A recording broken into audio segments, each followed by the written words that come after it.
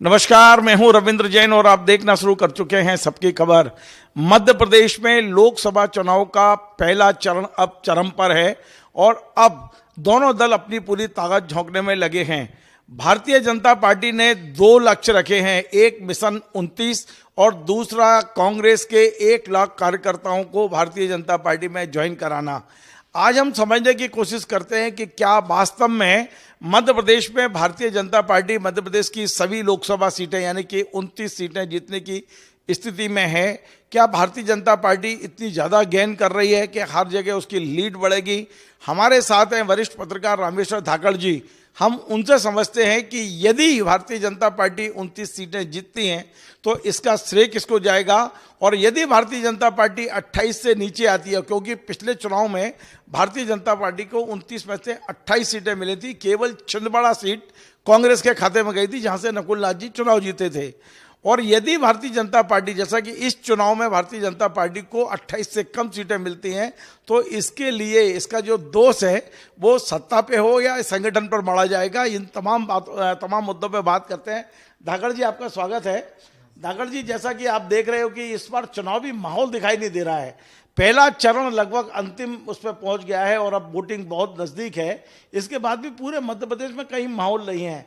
माहौल केवल मीडिया में है, जहां भारतीय जनता पार्टी के नेताओं के बयान पढ़ने में आते हैं कि हम मिशन 29 पे काम कर रहे हैं और 6 अप्रैल यानी कि आज भारतीय जनता पार्टी का स्थापना दिवस है और आज 1 लाख कांग्रेस के लोगों को भारतीय जनता पार्टी ज्वाइन कराई जाएगी। आपको क्या लग रहा है इस बगैर मुद्दों के चुनाव, मतलब मगर मुद्दे हैं नहीं, माहौल है नहीं, ऐसे में आपको क्या लग रहा है कि क्या वास्तव में मिशन 29 बिल्कुल पूरी तरह सफल होता नजर आ रहा है? देखिए, मुद्दा नहीं है ये नहीं कह सकते, मुद्दा तो है, लेकिन विपक्ष अपनी भूमिका नहीं निभा रहा है। देखो, मैं पहले भी आपके यहाँ बोला था मैंने कि मुद्दे वही की वही है जो जिन मुद्दों के आधार पर भारतीय जनता पार्टी पिछले 10 साल पहले सत्ता में आई थी। सेम मुद्दे आज की वही बिखरे पड़े हैं, लेकिन विपक्ष कमजोर है। ऐसा लगता है कि मतलब विपक्ष ने बोली नहीं, हमें चुनाव बस लड़ना है, मतलब कोई उनके जज्बा नहीं दिख रहा पूरा। आप देखिए, भारतीय जनता पार्टी के इधर भी सत्ता में उधर भी सत्ता में, बहुत पावर में है, मतलब ये उनकी एक से वेव चल रही है, परिणाम जो भी रहेंगे लेकिन वेव चल रही है, सबको दिख भी रहा है। उसके बावजूद भी वो मतलब ऐसे चुनाव लड़ रहे हैं जैसे कि मतलब वो तगड़ी फाइट हो। जिनको जितना है, इनको सत्ता हासिल करनी है, जिनको विपक्ष की भूमिका निभानी है, वो कहीं दिख नहीं रहे। कांग्रेस की लीडरशिप अभी मध्य प्रदेश में एंट्री नहीं की पूरी। अभी कार्यक्रम में आया कि राहुल गांधी 8 तारीख को आ रहे हैं, पहले ही आ जाना चाहिए ना आपको। ये भाई, आपको मध्य प्रदेश में चुनाव लड़ना है। मध्य प्रदेश में आप चुनाव पिछली बार हारे हैं।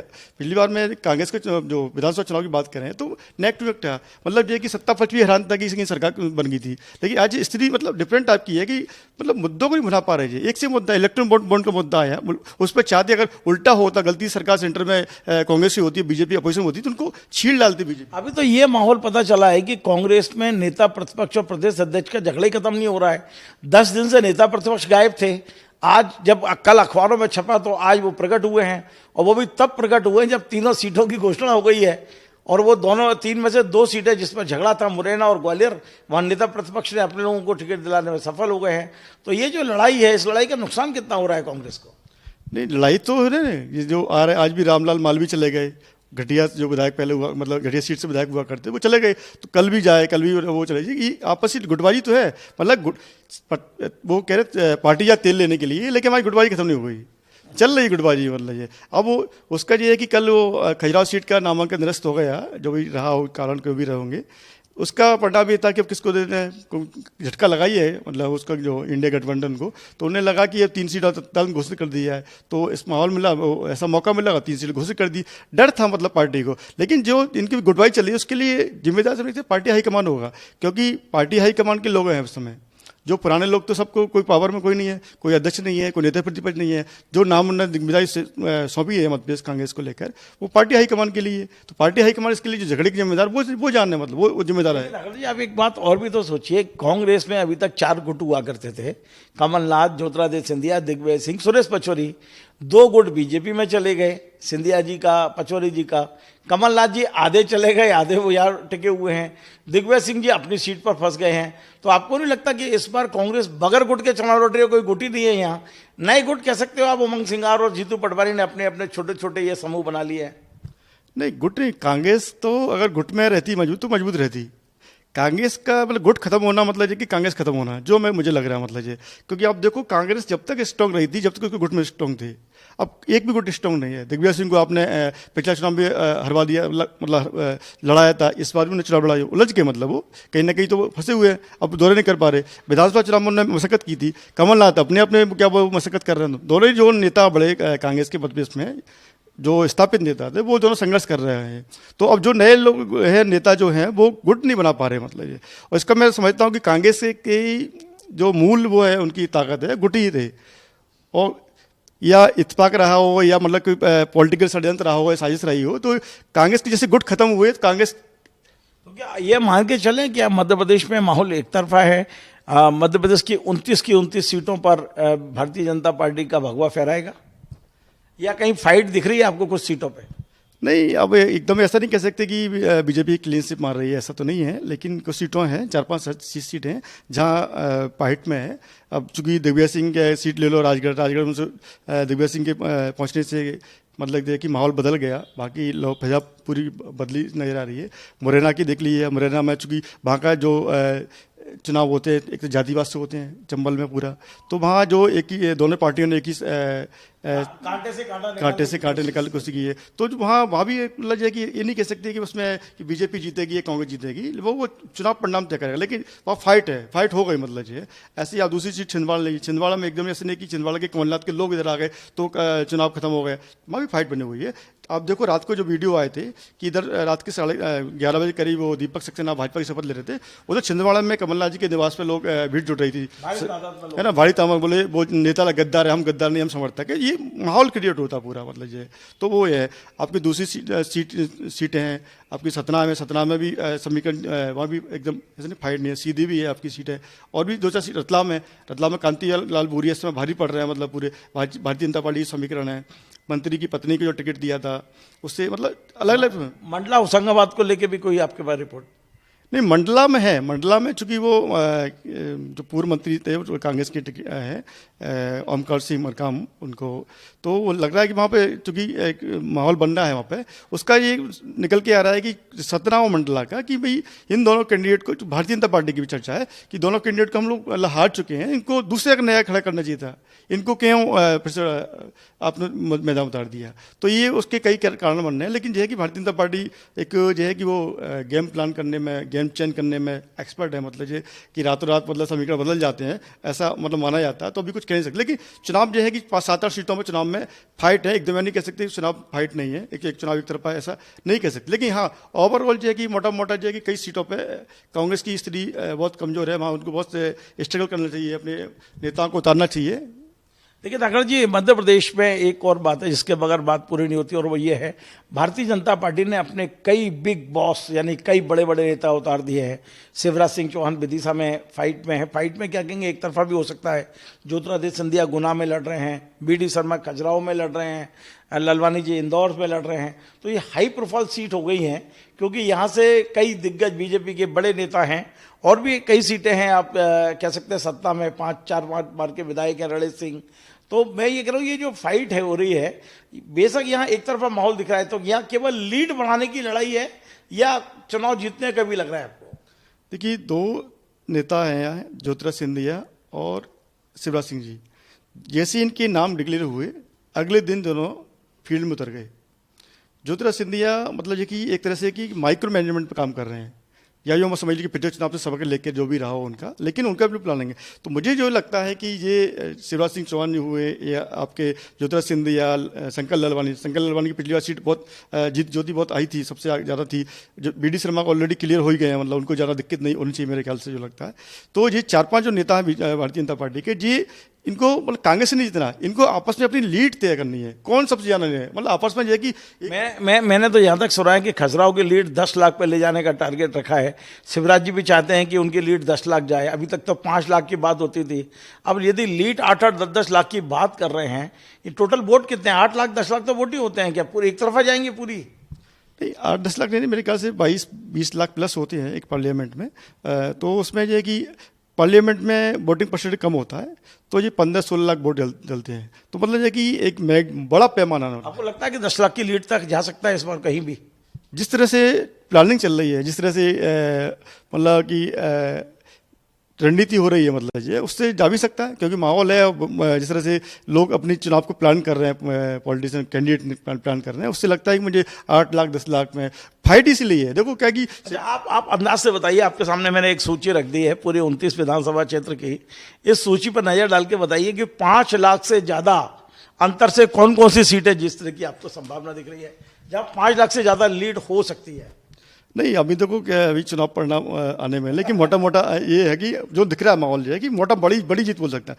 बड़ी जीत यहाँ हो सकती है कि मतलब जो है, आप गुना मान लिया, गुना में जो 10 सिंधिया भले पिछली बार 1.25 लाख से हारे थे, लेकिन इस बार वो अच्छी मार्जिन की जिस तरह मेहनत कर रहे हैं, मतलब क्योंकि वहाँ पे कांग्रेस लेकिन लोग तो कह रहे हैं कि यादव के आ जाने से थोड़े से डरे हुए भी हैं। नहीं, डरे हुए, वही मैं कह रहा हूँ, वहाँ पे डरे हुए हैं, ये बात सही है, डरे हुए हैं, लेकिन अंततः क्या है कि वो मना लेंगे, मतलब जो है, क्योंकि उनमें राज परिवारों में 5 लाख से ऊपर की लीड ले जाएंगे क्या? नहीं हो सकता है, लेकिन एक और ये है कि ज्योतिराज सिंधिया अगर 5 लाख से लीड ले जाएंगे तो फिर राजगढ़ दिग्विजय सिंह जीत जाएंगे। ये मतलब मेरा मानना है। ये गणित समझ में नहीं आया कि ये देखिए ज्योतिरादित्य सिंधिया 5 लाख से ज्यादा लीड लेंगे तो दिग्विजय सिंह जीतेंगे। उसका मैं बताऊँ कि दोनों ही देखो राज परिवार से हैं, दोनों ही अपने पुराने संबंध को ला रहे हैं कि सिंधिया परिवार का 500 साल पुराना नाता है, तो दिग्विजय सिंह बोलते हैं कि राघव राज परिवार का 500 साल पुराना नाता है, कि दोनों राज परिवार है ना। अभी इलेक्शन तो भाई 52 से शुरू हुए, अभी चुनाव पद्धति जो तो अपनी खानदानी परंपरा पे वोट मांग रहे हैं। परंपरा को निभा, जो मैंने देखा है, जो मैंने समझा है उन दोनों क्षेत्रों को, तो जो अपने पुराने संबंध को निभा रहे हैं, मतलब जी। तो पुराने संबंध ज्योतिराज सिंधिया 500 को लीड करेंगे तो दिग्विजय सिंह जो है कि वो फिर प्लस में जाने की संभावना उनकी रहेगी।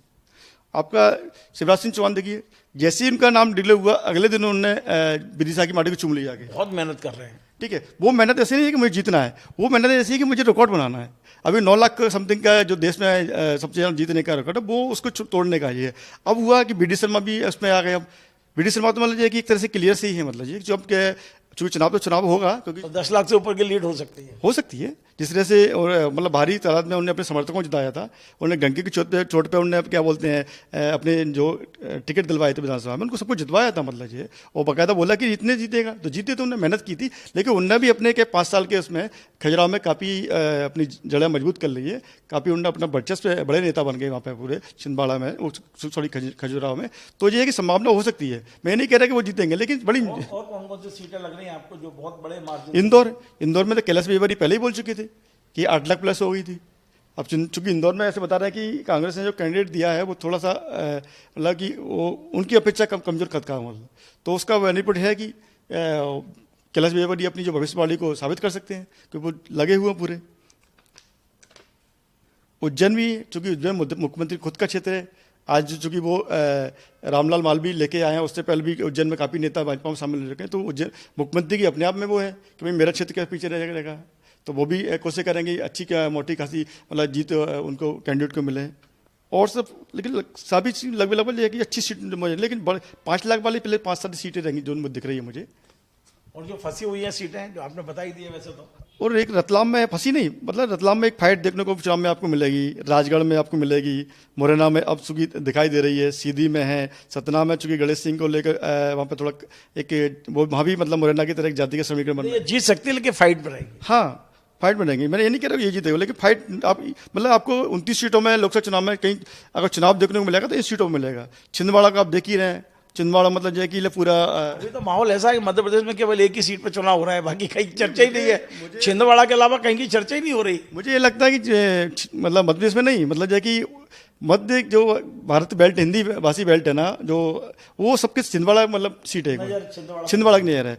जो भी रहा हो, मतलब ये कमलनाथ जी, देखिए कमलनाथ जी है कि उनकी जड़ें मतलब उनको चुन को खुद को मतलब इस बार इस चुनाव का परिणाम बता देगा कि कमलनाथ की जड़ें कितनी गहरी हैं। हाँ, कितनी गहरी है। लेकिन ये इस बार में कमलनाथ जी अपनी सीट को बरकरार रखते हैं, लेकिन ये है कि वो बता देंगे, मतलब ये है कि एक ही हाँ कमलनाथ जी की वो उसमें अपने कमलनाथ ने काम किया छिंदवाड़ा में, कमलनाथ का बजट था और कमलनाथ की जो जड़ें थी उनको उखाड़ नहीं पाए, मतलब ये। चलिए एक आखिरी सवाल और बहुत महत्वपूर्ण सवाल है।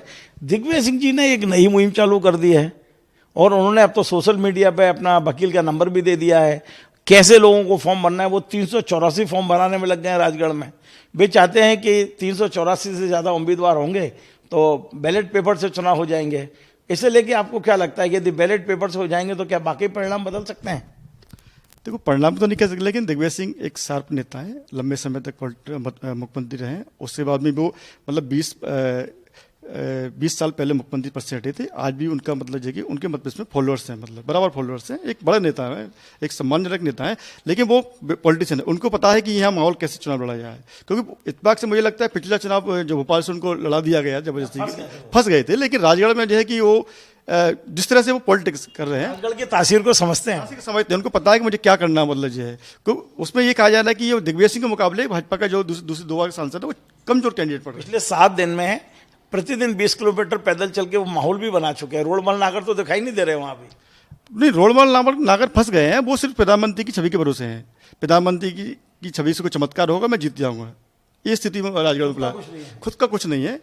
क्योंकि उसमें भारतीय जनता पार्टी के कार्यकर्ता वो भी बता कि अब की अच्छा राय निकल जाए, मतलब जो भी अलग अलग आती है, दोनों नाराज, उनका दूसरा खेमा भारतीय जनता पार्टी का। बहुत बहुत धन्यवाद। तो आप थे रामेश्वर धाकड़, वरिष्ठ पत्रकार, राजनीतिक विश्लेषक। इनका साफ कहना है कि मध्य प्रदेश में बेशक भारतीय जनता पार्टी के प्रत्याशी 2 तरह के हैं। एक वे जिनकी जीत आज से ही सुनिश्चित है, वे चुनाव जीतने के लिए नहीं, अपनी लीड बनाने के लिए लड़ रहे हैं। चाहे वो बीडी शर्मा हो, शिवराज सिंह जी चौहान हो, ऐसे कई लीडर हैं जो अपनी लीड के लिए संघर्ष कर रहे हैं। लेकिन ये भी सत्य है कि इस बार 5-7 सीटें ऐसी हैं जहां संघर्ष दिखाई देगा। और ये संघर्ष किधर, मतलब ये ऊंट किस करवट बैठेगा अभी से कहा नहीं जा सकता है। लेकिन इतना तय है कि ये चुनाव परिणाम पिछले की तरह के जो 29 में से 28 वैसा नहीं होगा। हो सकता है कि इस बार कांग्रेस 2 या 3 सीटें पर चुनाव जीत जाए। आपको हमारा ये कार्यक्रम पसंद आए वैसे शेयर करें, लाइक करें, कमेंट करें, और आपसे बार बार निवेदन है हमारे चैनल को सब्सक्राइब अवश्य करें। धन्यवाद।